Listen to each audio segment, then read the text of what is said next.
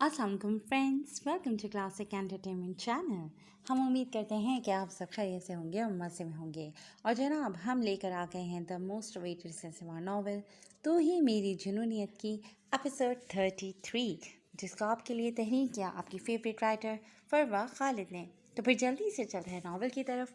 मगर उससे पहले अगर आपने अभी तक हमारे चैनल को सब्सक्राइब नहीं किया तो उसको सब्सक्राइब करें, आइकॉन बटन दबाएं ताकि हमारी नई और नई वीडियोस आपको सबसे पहले देखने को मिले।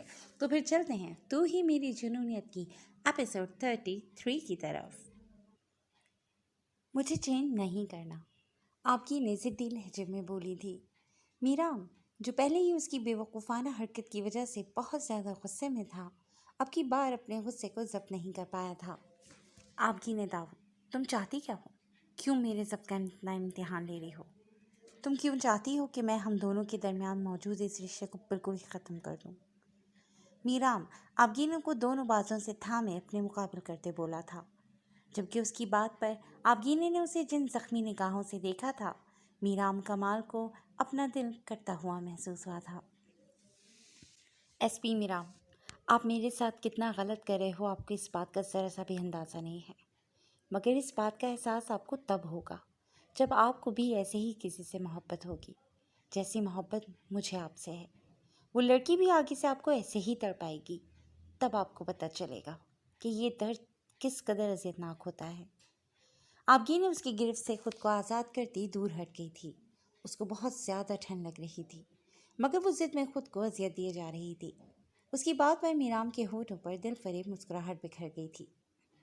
वो पागल लड़की ये नहीं देख पा रही थी कि उसका खड़ूस एसपी उसको इस वक्त ज़रा सी भी तकलीफ़ में नहीं देख पा रहा था। उसे खुद गोली लगी थी, मगर उसे अपनी तकलीफ़ से ज़्यादा आपकीने को ठंड लग जाने की फ़िक्र थी। क्या हम ये लड़ाई बात के लिए रख सकते हैं?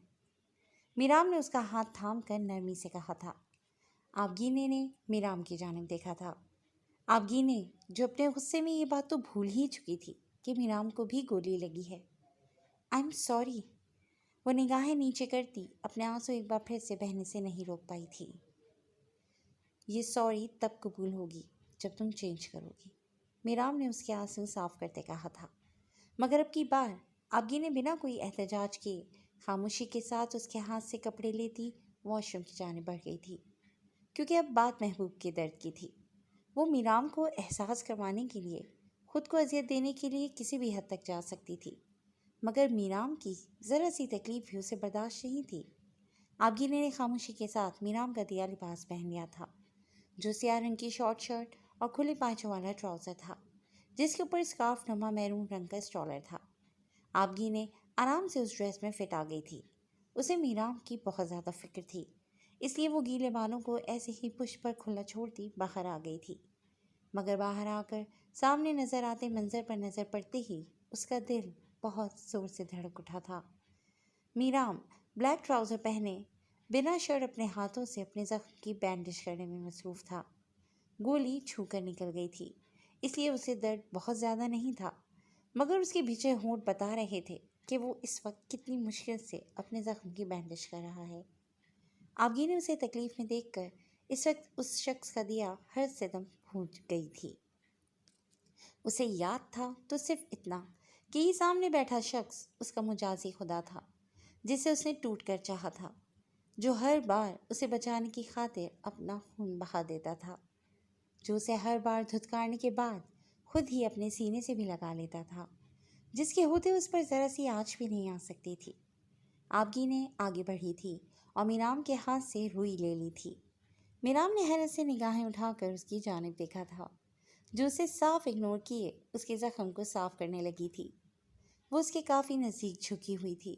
उसके शैम्पू किए बाल झुके होने की वजह से आगे को लुढ़क आए थे, जबकि उसका सिल्की स्कार्फ बार बार बाजू पर गिरता उसके काम में खलल पैदा कर रहा था। उसका दिलकश सरापा मीराम कमाल के हवासों को झंझना गया था। आबगीने के बालों से उठती शैम्पू की खुशबू और बाजू पर महसूस होता उसके हाथों का गुदास लम्स। मीराम जो इस हुस्न की मलका के आगे हमेशा अपने जज्बात पर कंट्रोल रखता आया था, आज वो खुद को बहकने से नहीं रोक पाया था। आपको दर्द हो रहा है? उसकी हालत से बेखबर आबगीने ने बैंडेज करते उससे पूछा था। बहुत ज़्यादा, میرام کے ہونٹوں سے بے اختیار نکلا تھا، جس پر آبگینے نے فکرمندی سے اس کی جانب دیکھا تھا۔ اس کی بوجھل ہوتی لال آنکھوں کا ریزن وہ اس کا درد ہی سمجھی تھی۔ آپ کو کیا چاہیے؟ آبگینے نے پہلے ایسی سچویشن کبھی فیس نہیں کی تھی۔ اسے اندازہ نہیں تھا کہ اس وقت میرام کو کیا دینا چاہیے۔ Pain colour. میرام کی نگاہیں اس کے چہرے پر تھیں۔ میں لے کر آتی ہوں۔ آبگینے نے جیسے ہی اس کی بینڈیج مکمل کر کے پیچھے ہٹنا چاہا، میرام نے اس کو اپنے قریب کر لیا۔ کہاں جا رہی ہیں آپ محترمہ؟ میری پین کلر آپ کے پاس ہے، ٹرسٹ می، وہ لینے سے مجھے فوراً افاقہ ہو جائے گا۔ وہ اس ساحر کے شہر میں قید ہونے کا ارادہ نہیں رکھتی تھی، مگر یہ شخص اسے آہستہ آہستہ پھر سے اپنے حصار میں جکڑ رہا تھا۔ میرے پاس نہیں ہے۔ آبگی نے اس کے ایک دم بدلتے انداز سے گھبرا گئی تھی۔ ارے مہرماں، کیسی ہیں آپ؟ مہرماں اپنے کچھ امپورٹنٹ ڈاکومنٹس لینے ارزم کے آفس آئی تھی جب سامیہ سے اس کا ٹکراؤ ہوا تھا۔ سامیہ نے آج سے پہلے اسے اتنی عزت کبھی نہیں دی تھی۔ اس کی وجہ بھی صرف اس کا مسز ارزم ہمدانی ہونا تھا۔ اللہ کا شکر ہے، آپ کیسی ہیں؟ مہرماں نے مجبوراً رکتے جواب دیا تھا۔ میں بھی ٹھیک ہوں۔ مجھے آپ سے کچھ ضروری باتیں کرنی ہیں۔ کیا ہم یہاں کسی قریبی ریسٹورنٹ میں جا سکتے ہیں؟ سامیہ کے بہت زیادہ اصرار پر مہرماں اسے انکار نہیں کر پائی تھی، کیونکہ اس کی سامیہ سے تھوڑی بہت دوستی تو تھی ہی، اسی کے ناطے وہ اس کے ساتھ چلتی تھی۔ ارزم سر کے ساتھ زندگی کا نیا سفر کیسا چل رہا ہے؟ سامیہ نے اس سے بات کا آغاز کیا تھا جس کے لیے اسے یہاں بھیجا گیا تھا۔ اچھا گزر رہا ہے، مہرماں نے لاپرواہی سے جواب دیا تھا۔ جس بندے کے لیے یہاں کی کامیاب ترین ینگ اور بیوٹیفل بزنس لیڈیز مری جا رہی ہیں، تمہیں بنا مانگے وہ مل گیا، اور تمہارے انداز سے اس کی ذرا سی خوشی بھی نہیں ٹپک رہی۔ کیا وجہ ہے؟ ارزم ہمدانی کے ساتھ کے بعد خوش نہ ہونے کی تو کوئی وجہ ہو ہی نہیں سکتی۔ سامیہ نے دھیرے دھیرے اسے کریدنا چاہا تھا۔ تم مجھ سے سب کچھ شیئر کر سکتے ہو، ٹرسٹ می، تمہارے دل کا بوجھ ہلکا ہو جائے گا، اور آئی پرومس میں کسی کو نہیں بتاؤں گی۔ سامیہ نے اس کی آنکھوں میں تیرتی نمی دیکھ کر اس کا ہاتھ تھامتے پوچھا تھا، جس پر ایسے ہی کسی خیرخواہ کی طلب میں بیٹھی مہرماں خود پر مزید ضبط نہیں رکھ پائی تھی اور اپنے دل کا سارا غبار اس انسان کے سامنے نکال دیا تھا جو اس کی خیر خواہ بالکل بھی نہیں تھی۔ تو تمہارے کہنے کا مطلب ہے وہ سب ارزم سر نے جان بوجھ کر کیا ہے، صرف تمہیں بدنام کرنے کے لیے؟ سامیہ اپنی دلی خوشی چھپاتے بولی تھی۔ ہاں، مجھے ایسا ہی لگتا ہے، ورنہ وہ بھلا مجھے اپنی کمپنی میں اتنی اہم پوسٹ کیوں دیتے، وہ بھی بنا کسی انٹرویو اور کسی ایکسپیرینس کے؟ میں نے ان کی برائی کی تھی، وہ اسی کا بدلہ لے رہے تھے مجھ سے۔ تمہیں نے تو کہا تھا کہ وہ کسی کو معاف نہیں کرتے ہیں۔ مہرماں کی آنکھوں سے موٹے موٹے آنسو گر رہے تھے، جبکہ سامیہ کا دل سامنے بیٹھی جذباتی ہر درجہ معصوم اور بیوقوف کی عقل پر ماتم کرنے کو چاہا تھا، جو ارزم ہمدانی جیسے شخص کی اپنے لیے بے پناہ اور بے لوث محبت نہیں دیکھ پا رہی تھی۔ صحیح کہہ رہی ہو مہرماں، تم بہت زیادہ چانسز ہیں اس بات کے۔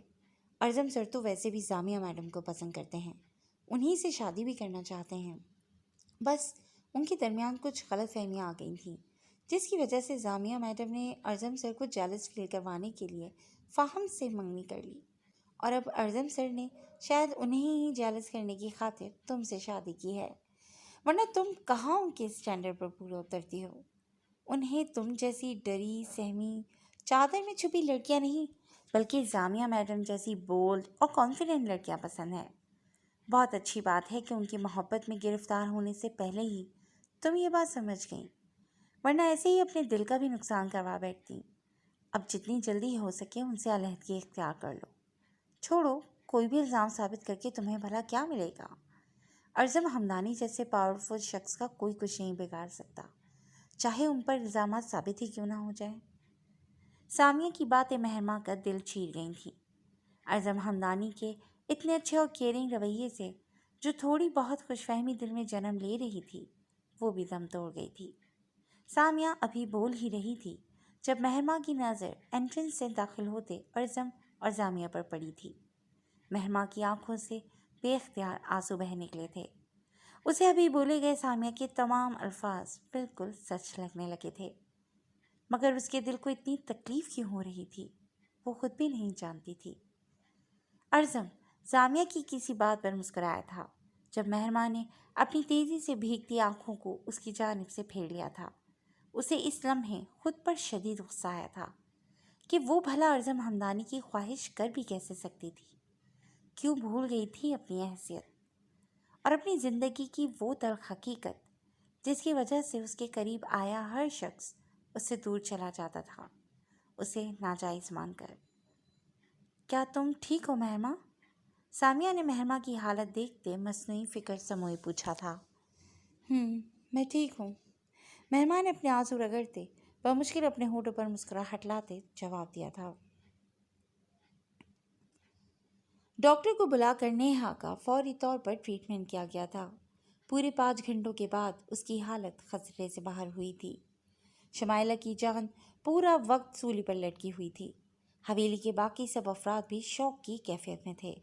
انہیں تو یہی لگا تھا کہ نیہا اسکان شاہ کے دل میں جگہ بنا چکی ہے، مگر اس اچھی لڑکی کے ساتھ کیا گیا اسکان کا وحشیانہ سلوک حویلی کی سب خواتین کے لیے بھی بہت زیادہ تکلیف کا باعث بنا تھا۔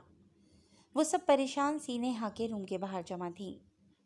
شمائلہ اسکان کی سوتیلی بہن تھی، مگر دنیا کی وہ واحد خوش قسمت انسان تھی جس کی اسکان شاہ کے نزدیک تھوڑی بہت اہمیت تھی۔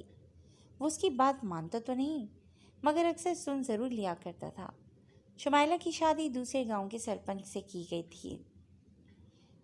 وہ اپنے گھر میں بہت زیادہ خوش تھی اور اکثر اوقات حویلی میں آ جایا کرتی تھی۔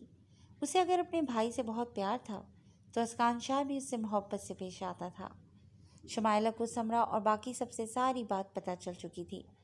اسے حیرت ہوئی اس لڑکی پر جو جانتے بوجھتے آگ سے کھیلنا چاہتی ہے، جو اس انسان کو محبت سکھانا چاہتی ہے جس کی زندگی میں نفرت کے سوا کسی شے کی جگہ نہیں ہے۔ شمائلہ کو بھی نیہا عالم دنیا کی سب سے عجیب لڑکی لگی تھی۔ نیہا کو ہوش آ گیا تھا۔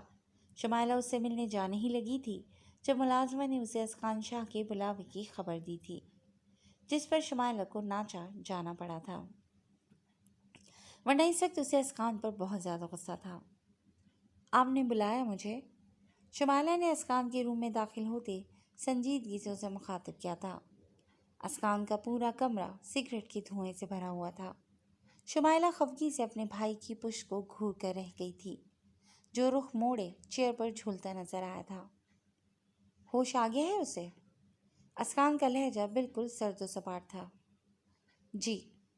شمائلہ بہت کچھ بولنا چاہتی تھی مگر ہونٹ بھیج کر رہ گئی تھی، جبکہ دوسری جانب چھائی طویل خاموشی بتا رہی تھی کہ وہ کچھ اور بھی سننا چاہتا تھا نیہا کے بارے میں۔ اسے کہو وہ جا سکتی ہے یہاں سے، اس کی سزا ختم ہوئی اور اب اس کی بہتری اسی میں ہوگی کہ وہ میرے سامنے نہ ہی آئے۔ جب وہ چاہے گی اسے طلاق مل جائے گی۔ اسکان شاہ بے لچک اور سفاکیت بھرے لہجے میں بولتا شمائلہ کو آج پہلی بار بہت زیادہ برا لگا تھا۔ میں کہہ دوں گی۔ شمائلہ کی جانب سے اب بھی 2 ٹوک جواب آیا تھا۔ وہ اس وقت اسکان سے سخت ناراض تھی، جو جانتا نہیں تھا کہ وہ نیہا سے زیادہ خود تکلیف میں آنے لگا تھا۔ شمائلہ کا دل چاہا تھا اپنے بھائی کو اس کی اس بے حسی پر جھنجھوڑ ڈالے۔ وہ کیوں کر رہا تھا اپنا اتنا نقصان؟ کیوں نہیں اپنی اذیت کو کم کرتا تھا؟ میں جا سکتی ہوں بھائی؟ شمائلہ نے اس کی گہری خاموشی پر پوچھا تھا۔ جا سکتی ہوں، مگر اس لڑکی کو کہنا اب کبھی میرے سامنے نہ آئے۔ اسکان کا لہجہ بہت عجیب سا تھا۔ شمائلہ نے چونک کر اس کی جانب دیکھا تھا۔ جی فرینڈز، آج کے لیے بس اتنا ہی۔ انشاءاللہ بہت جلد ایک نئی ایپیسوڈ کے ساتھ حاضر ہوں گے اور دیکھیں گے کہ کیا واقعی نیہا کی محنت رنگ لائی اور اسکان کو وہ بدلنے میں کامیاب ہوئی یا نہیں، اور میرام اور آپ کی نکاح رشتہ کیا رخ اختیار کرے گا۔ تو انتظار کیجیے گا نئی ایپیسوڈ کا، جو بہت جلد ہم آپ کے سامنے لے کر آئیں گے۔ تب تک اپنا خیال رکھیے گا۔ ٹیک کیئر اینڈ اللہ حافظ۔